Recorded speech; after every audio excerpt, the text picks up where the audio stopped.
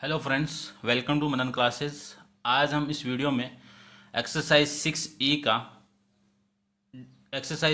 का question number 8 start करते हैं। क्वेश्चन नंबर 8 में mister Mehra sends his servant to market to buy orange worth 15 rupees.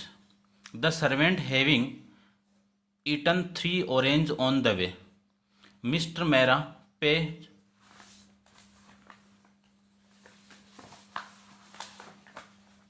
25 rupees per orange more than the market price, taking X to be number of oranges which Mr. Mehra received from a quadratic equation in X, hence find the value of N।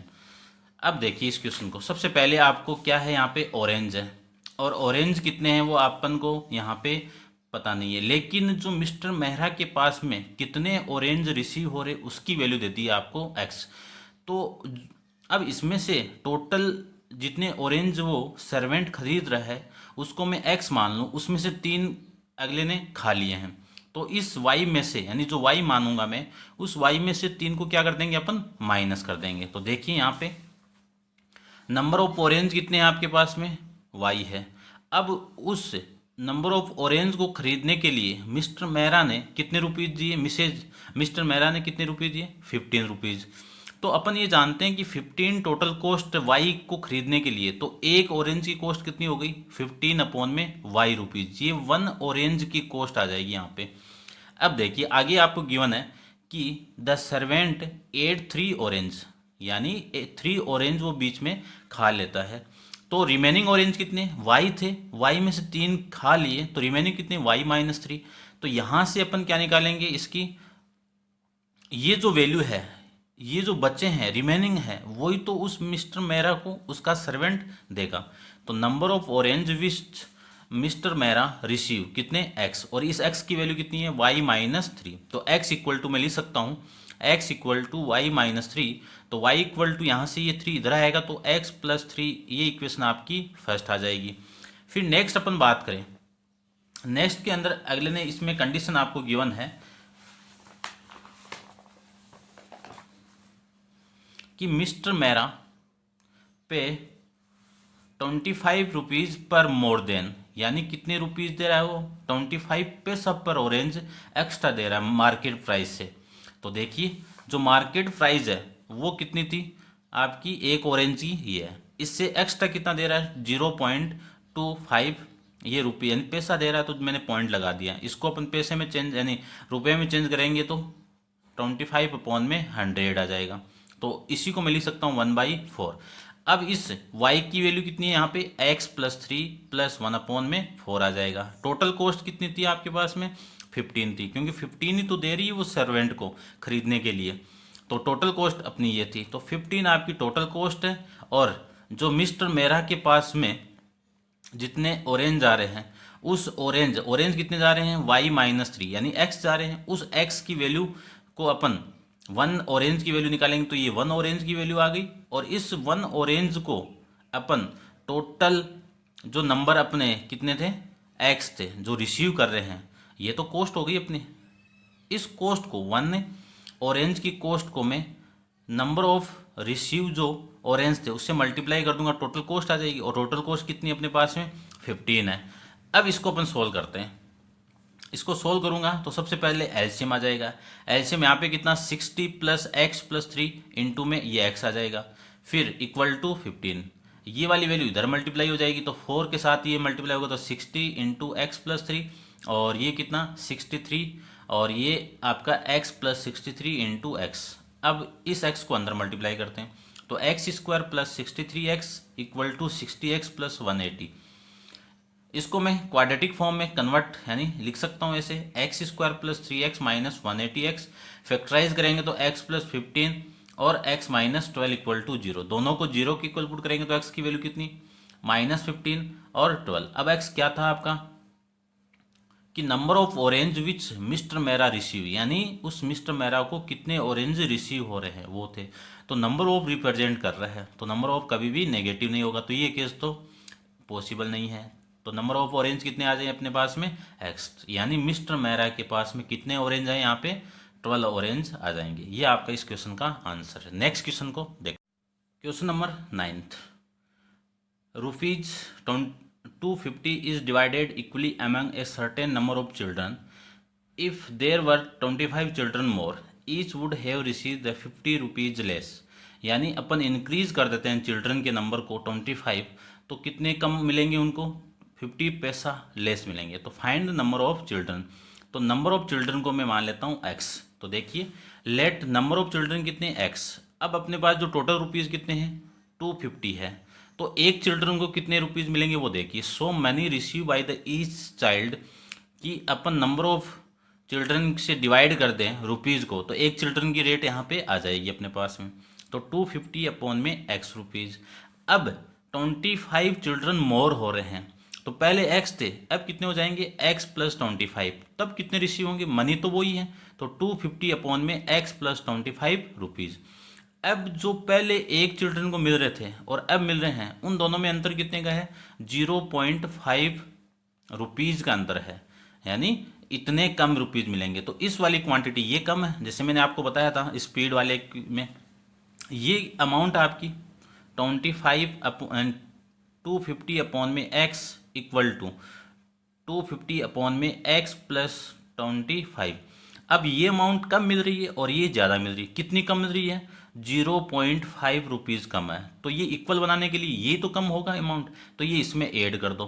तो अब ये वाली quantity और ये quantity आपस में क्या हो जाएगी? इक्वल हो जाएगी। तो मैं ऐसे लिख सकता हूँ। अब इस वैल्यू को इधर लेके आऊँगा तो नेगेटिव, फिर एलसीएम लेके अपन इसको सोल्व करेंगे, तो आपकी जो स्टैंडर्ड फॉर्म है क्वाड्रेटिक, ये आप सोल्व कर सकते हो। मैंने पूरा सोल्व किया हुआ है। इस पॉइंट को आप उठाओगे तो नीचे कितना आ जाएगा? 100 आ जाएगा। इसको आप सोल्व करोगे तो आपकी जो स्टैंडर्ड फॉर्म है क्वाड्रेटिक की, वो क्या मिल जाएगी?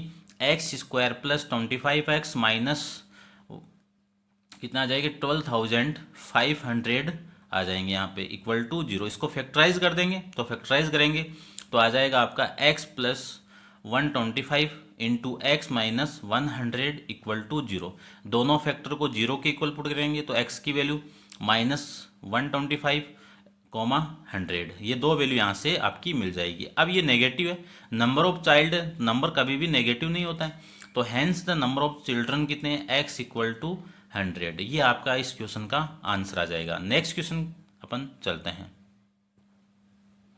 Next question 10th, an employer find that if he increase the weekly wage of each worker by 5 rupees and employs 5 worker less, he increase his weekly wage bill from 3,150 to 3,250, taking the original weekly wages of each worker as x। यानी जो original weekly wages of each worker है वो कितने rupees हैं? x rupees है।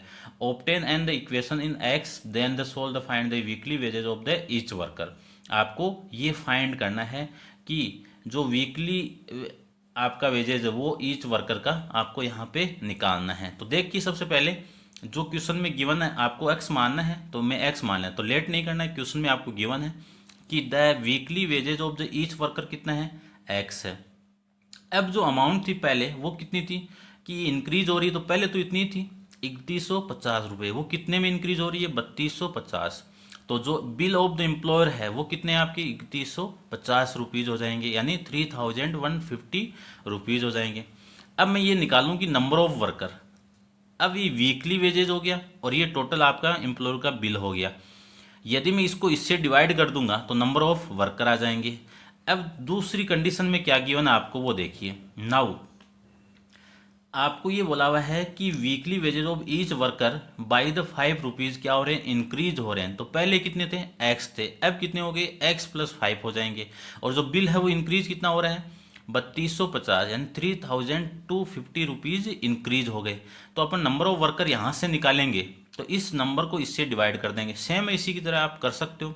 तो 3250 upon में x plus 5। अब आप आगे आपको कंडीशन ये गिवन थी कि यहाँ पे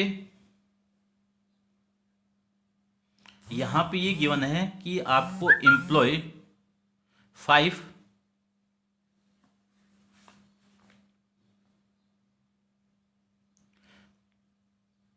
employ and employed 5 worker less. ये वर्कर क्या है, लेस हो गए यहाँ पे। कैसे? क्योंकि यहाँ पे आपके जो इंक्रीज हो रहे वर्कर, तो एम्प्लॉय 5 वर्कर लेस, तो 5 वर्कर लेस हैंगे, तो ये वाली वैल्यू तो कम है। कितनी कम है? 5 है। तो इस वैल्यू को मैं इस इक्वल करूँ तो ये 5 कम है, वो ऐड कर देते हैं यहाँ पे। वही स्पीड वाला जो कंसेप्ट है वही लगाना है यहाँ पे। फिर इस इक्वेशन को अपन सोल्व करेंगे।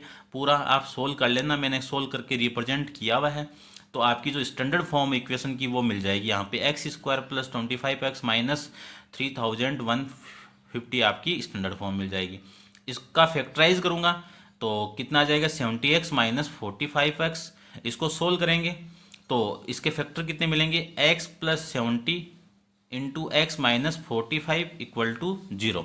तो यहाँ से आपकी x की दो वैल्यू अपन को मिल जाएगी। तो x की एक वैल्यू -70 और दूसरी वैल्यू आपकी 45। Hence the weekly ways of each worker is कितना है, 45। ये वैल्यू आपकी पॉसिबल नहीं है क्योंकि नेगेटिव है। आपका वेज यानी रुपीज़ में है तो रुपीज़ कभी भी नेगेटिव नहीं होता है। तो ये आपका क्वेश्चन नंबर 10 कंप्लीट है, ये इसका आंसर हो जाएगा। Next question 11th, A trader boat A number of articles for 1200 rupees, 10 were damage and sold each of the remaining article to more than vote he paid for it. यानी ये बोल रहा है कि जो आर्टिकल्स खरीद रहा है कितनी अमाउंट पेड कर रहा है, 1200 रुपीज़।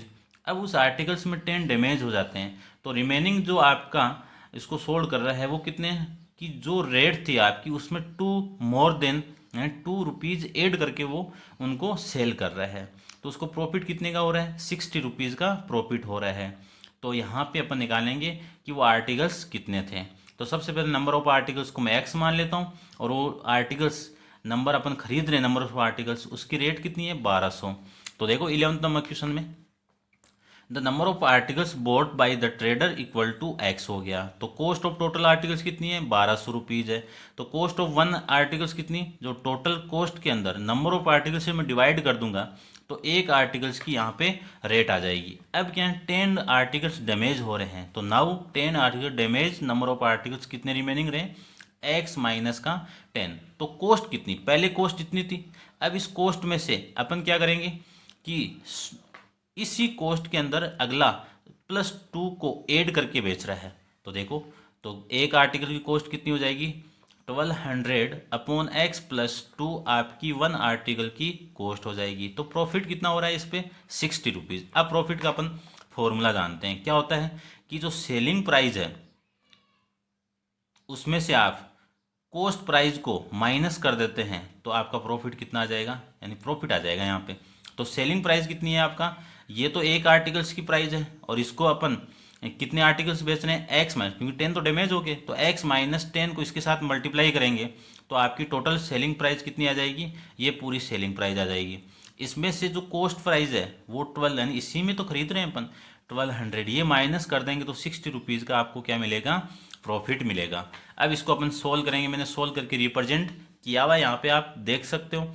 तो आपकी जो स्टैंडर्ड फॉर्म इक्वेशन की वो क्या मिलेगी यहाँ पे, 2x square minus 80x minus 12,000 equal to 0। यहाँ से X square minus 40x minus 6,000 equal to 0। यहाँ से इसके फैक्टराइज कर लेंगे तो फैक्टर कितने मिले, x minus 10 x plus 60 equal to 0। 0 के इक्वल पुट करूँगा दोनों को तो x की वैल्यू मिल जाएगी आपका +100, यहाँ से -60।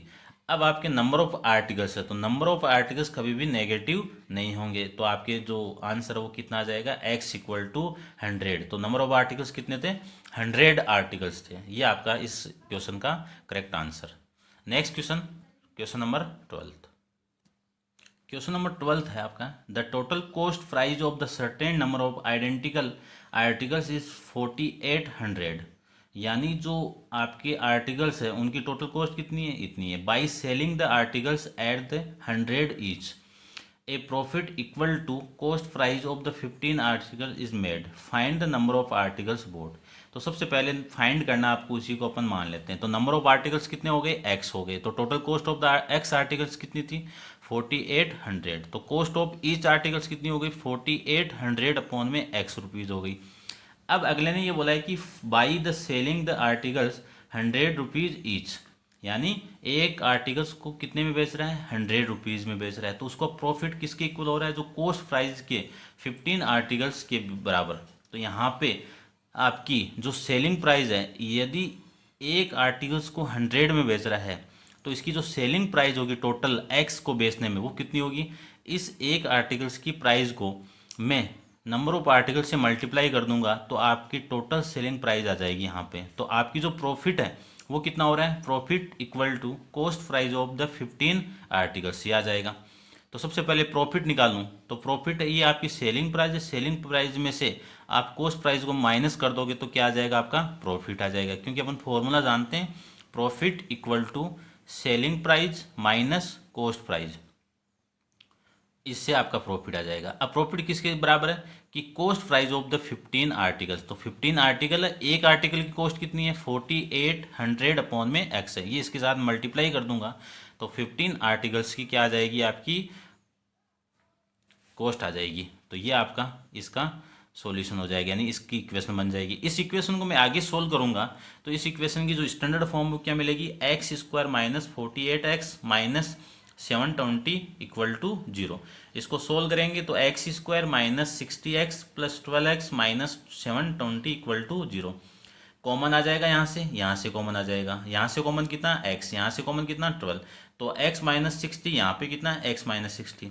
अब यहाँ और यहाँ से कॉमन कितना x minus 60 into X plus 12 equal to 0। फिर इसको मैं दोनों फैक्टर को 0 के इक्वल पुट करूंगा तो x की वैल्यू कितनी 60, इसको 0 के इक्वल पुट करेंगे तो x की वैल्यू कितनी माइनस 12। अब ये वाली वैल्यू तो पॉसिबल नहीं है क्योंकि नंबर ऑफ आर्टिकल्स निकाल लेते हैं, तो कोई भी चीज़ खरीदते हैं तो वो आपके नंबर ऑफ आर्टिकल कभी भी नेगेटिव नहीं होते हैं। तो x की वैल्यू कितनी हो गई 60, तो hence the number of articles bought is 60। तो नंबर ऑफ आर्टिकल्स की नंबर कितने नंबर यानी कितने आर्टिकल्स खरीदे हैं अपन 60, ये आपका इस क्वेश्चन का आंसर।